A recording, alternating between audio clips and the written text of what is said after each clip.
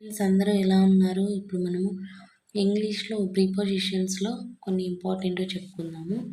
Between, among అనే ఈ రెండిటి గురించి చెప్పుకుందాం. Between is used to refer two things or two persons.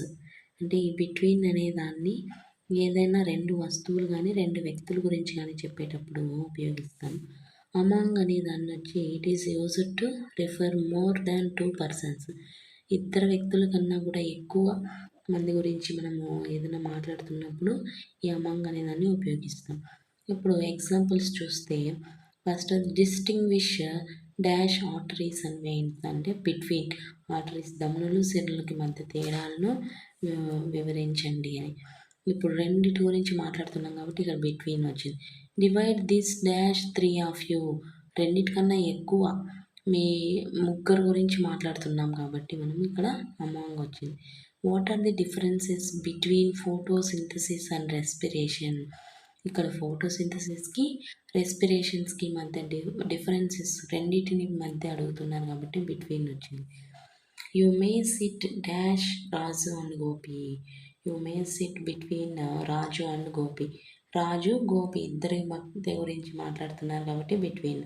Sachin is the best dash all players in the world.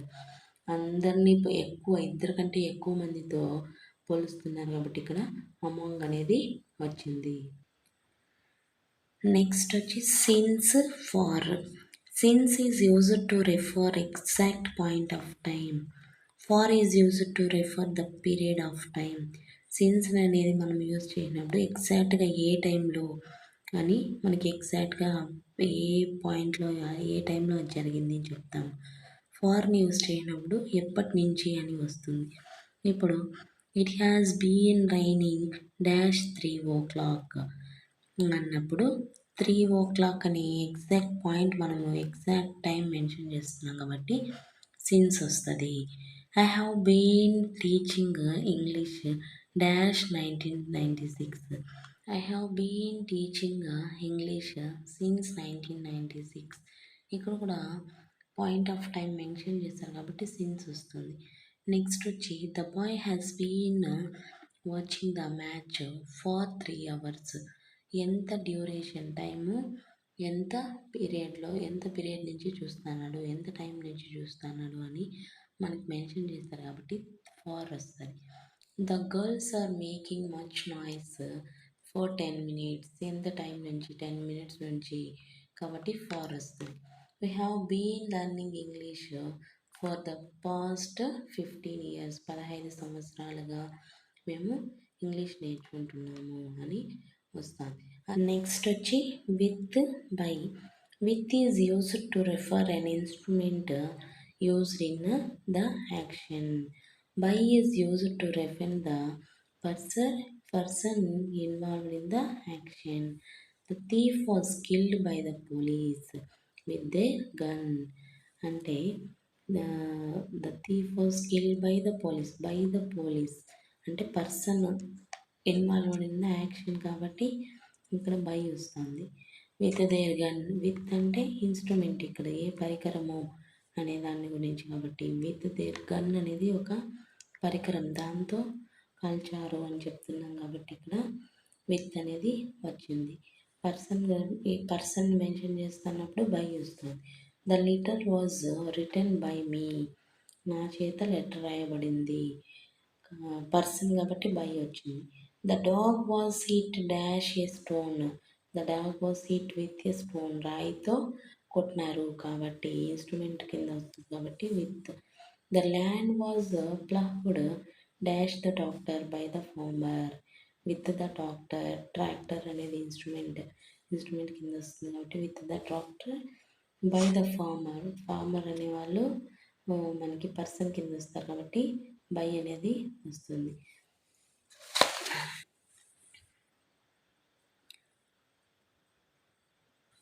I was blessed by God. I was blessed by God. God అనే వాళ్ళు కాబట్టి by అనేది వచ్చింది. Instrument కాదు కాబట్టి. Next in at for places. ఏదైనా ప్లేస్ల కింద మనము ఏ విధంగా ఇన్ కానీ అట్ కానీ యూజ్ చేస్తాము అని. In is used to refer big places. ఏదైనా పెద్ద ప్లేసెస్ గురించి మనము రెఫర్ చేసేటప్పుడు ఇన్ అనేదాన్ని యూజ్ చేస్తాం. అదే at is used to refer small places. చిన్న ప్లేస్ల గురించి మనం చెప్తున్నప్పుడు అట్ని యూజ్ చేస్తాం. ఇప్పుడు example, my uncle lives in Hyderabad. Hyderabad అనేది పెద్ద ప్లేస్, బిగ్ ప్లేస్ కాబట్టి ఇన్ వస్తాయి. I work dash Nagalapalli.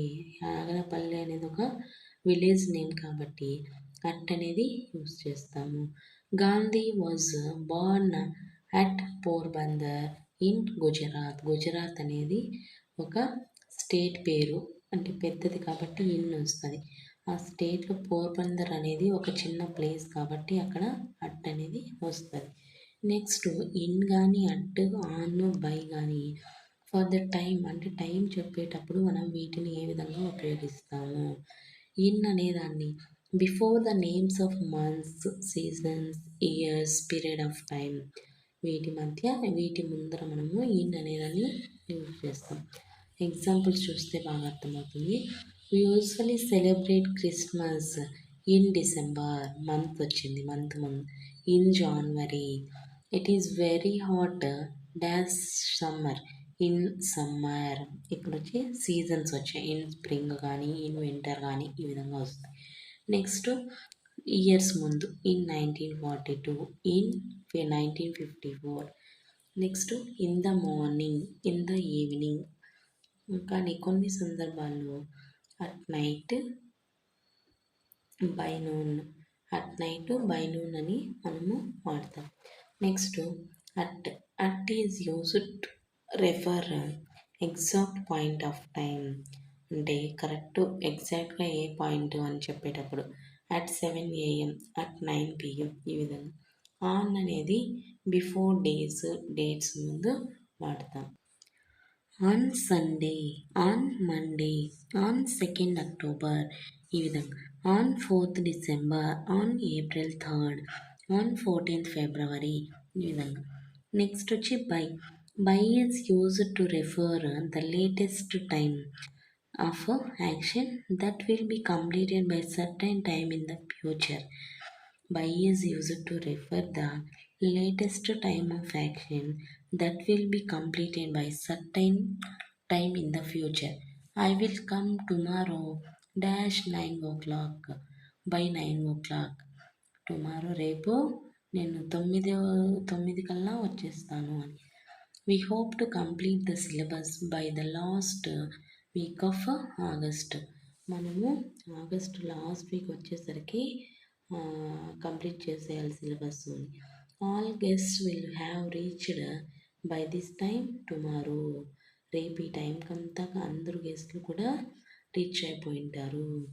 By this time tomorrow some of us will be playing, some others will be sleeping. రేపు ఈ టైంకి మనలో కొందరు నిద్రపోతూ ఉంటారు, మరి కొందరు ఆడుకుంటూ ఉంటారు. అంటే ఇక్కడ ఏమంటే the latest time of action that will be completed by certain time in the future. రేపు ఈ టైంకి అని చెప్తున్నప్పుడు అది ఫ్యూచర్లో ఈ విధంగా సర్టైన్ టైంలో కంప్లీట్ అవుతుంది అని మనం చెప్తున్నట్టు. నెక్స్ట్ వచ్చి ఇంపార్టెంట్ ప్రిపోజిషన్స్ కొన్ని ఉన్నాయి, అవేమో చూద్దాం. అంటే వీటి తర్వాత ఎప్పుడు కూడా ఇవే వస్తాయి అని. Capable of, seer at or look at, assess to, consequence of, efficient in, oblique to, present at, late by, zeal in, contrast between, divided by, divided into. ఈ విధంగా ప్రిపోజిషన్స్ మనకి చాలా ఇంపార్టెంట్ కాబట్టి బాగా నేర్చుకోవాలి. Thank you friends. Please like, share and subscribe to our channel. Thank you friends. Please like, share and subscribe for more videos.